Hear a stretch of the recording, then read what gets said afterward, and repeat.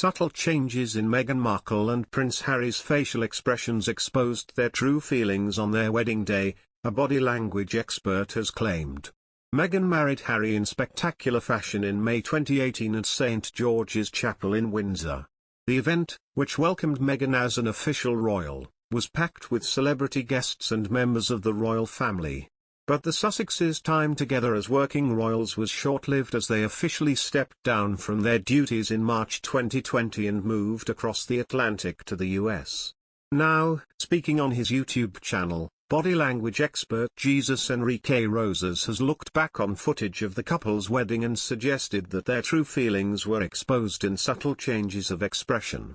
The body language expert picked out two key moments at the beginning and at the end of Bishop Michael Curry's sermon. Harry's expression at the start of Bishop Curry's sermon is a very soft and serene smile, he suggested. It's not hard to feel at that moment that Harry is serene, and even happy. But, turning to Harry's bride, the expert claimed that Meghan did not appear quite so comfortable in the lavish surroundings. Her eyes are pretty much emotionless. There's almost no smile contraction in them. Any genuine smile is going to manifest in the whole face with both the mouth and the eyes working in a symmetrical way, he continued. But her expression is focused in her mouth, and that is the only true feature we can spot. But it's not like Meghan is an android. Maybe she was anxious or nervous or upset about something. That's absolutely possible at a wedding. So at this point Harry was serene and maybe even joyful, while Meghan was nervous and tense. By the end of Bishop Curry's sermon, however, Jesus observed that both Harry and Meghan's expressions had shifted. Pointing out an image where the prince can be seen looking down and no longer smiling, Jesus noted, Harry had already gone through a full transformation. I don't think he was bored or upset by Bishop Curry's sermon. But somehow Harry did not have the same posture like in the beginning. He had not only let his head fall forwards, but the smile had gone away from his face too. Meanwhile Meghan, Jesus suggested, had a face of being in control towards the end of the sermon, as her anxious expression became a smirk. Jesus also observed that Meghan's hand had shifted on top of her husband's, and claimed this is an expression of dominance and power.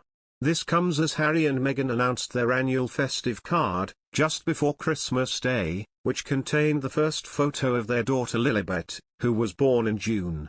Meghan Markle recently came under fire for becoming the kind of woman that is at war with everyone.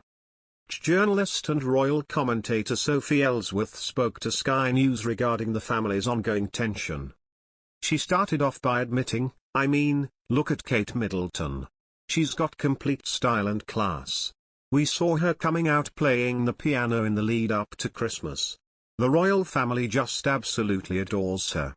The Queen in her speech didn't mention Meghan or Harry.